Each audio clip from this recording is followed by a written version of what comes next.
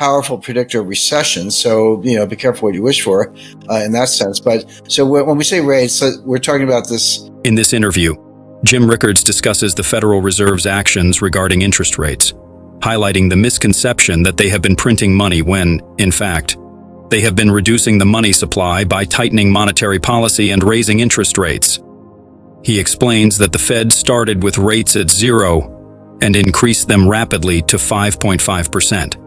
Despite Wall Street's anticipation of a rate cut, Rickards argues that the Fed is not close to cutting rates and challenges the narrative of a soft landing, or Goldilocks, scenario. He emphasizes the importance of understanding the Fed's perspective, particularly Chairman Jay Powell's fear of inflation getting out of control.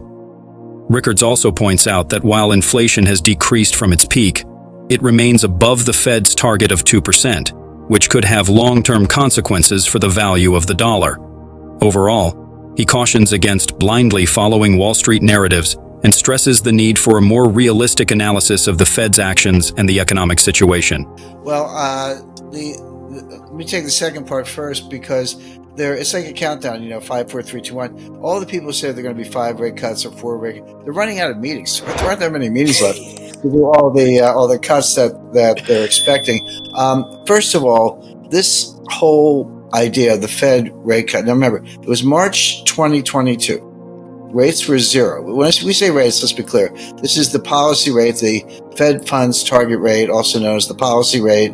It's the rate that the Fed sets as a target, and then they instruct the open market desk at the Federal Reserve Bank of New York to conduct, open market operations to target that rate. We're not talking about 2-year notes, 5-year notes, 10-year notes. Those are all different. They're very interesting, by the way, to look at the yield curve, because we've had almost a year and a half at this point of a steeply inverted yield curve, which happens, but it's unusual, and it's a very powerful predictor of recession. So, be careful what you wish for in that sense. But so when we say rates, we're talking about this very short term, really overnight Fed funds target rate. In March 2022, it was 0, coming, post-pandemic, post-COVID, et cetera. The Fed then began a classic rate hike or monetary tightening cycle on two fronts. One, raising rates, but they also started to reduce the balance sheet. And I still run into people that go, oh, the Fed is printing all this money. They're not printing money. They haven't been printing money for years. They've been burning money. They've been reducing the money supply. If the Fed has a 5-year Treasury note that they bought 5 years ago, guess what happens? The Treasury gives them their money back. They get paid. Well, if you take the money and buy a new 5-year note, you're going to keep your balance sheet the same. It's a rollover. You take the money on the old one, you buy a new one.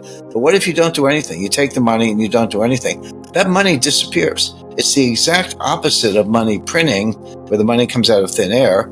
When you are reducing your balance sheet, the money actually disappears. So number one, the Fed's been reducing the balance sheet, tightening the money supply. But number two, what your point, Jay, is they've been raising interest rates. So they got all the way up to, from 0, they got to 5.5%. Now, that's not the highest rate of all time. You'd have to go back to 1982. Paul Volcker was about 20%. I think during the U.S. Civil War, 140 years ago, give or take, maybe a little more at this point, maybe 170 years ago, it was around 20%. But so it's only 5.5%, but it was the quickest 5.5% ever. It was from 0 to 5.5 in about a year and a half. That was an extremely rapid set of increases. So the question was, when would the Fed stop? And then when would they cut? And cutting rates became known as the pivot. Wall Street, it's a bit of jargon. This is the famous pivot. Well, the Wall Street experts, I'll put that in quotation marks, started talking about the pivot in the summer of 2022. They've been wrong for 2 years. Now, nobody said, they're going to cut rates in the summer of 2022. Nobody thought that, but they started to say, well, they're going to raise them a little bit more, and then they're going to pause, then they're going to cut them, and by early 2023, we'll have the pivot.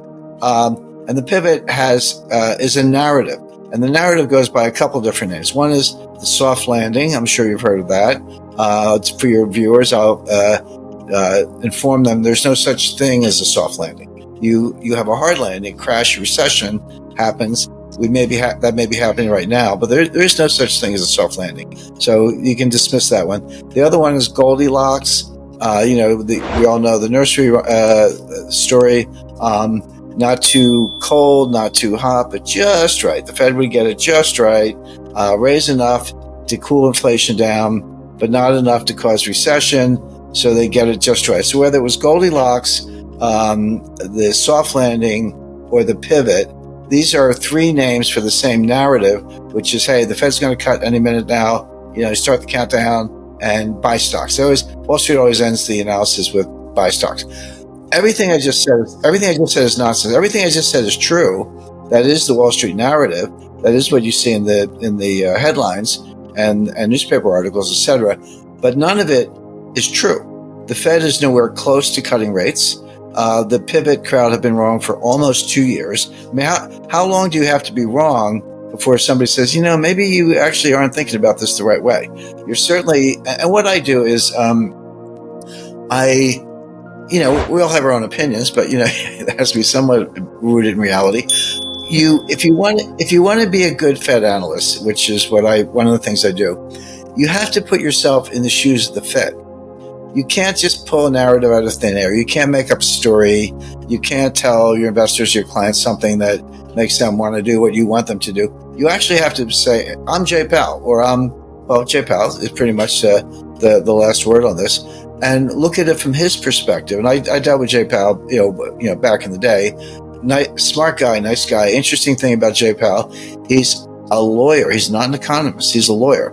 So I'm an economist, but I happen to be a lawyer too. So I can, when you go to law school, you don't really learn the law. You just get brainwashed in a good, hopefully a good way. So I can think like a lawyer, as the expression goes. So you have to think a little bit like Jay Powell. Now, what is his greatest fear? His greatest fear is that inflation gets out of control, which it almost was in 2023 and 2022. You go back to late 2022 when inflation took off, and of course the word was transitory. Well, it wasn't really transitory. It's still here.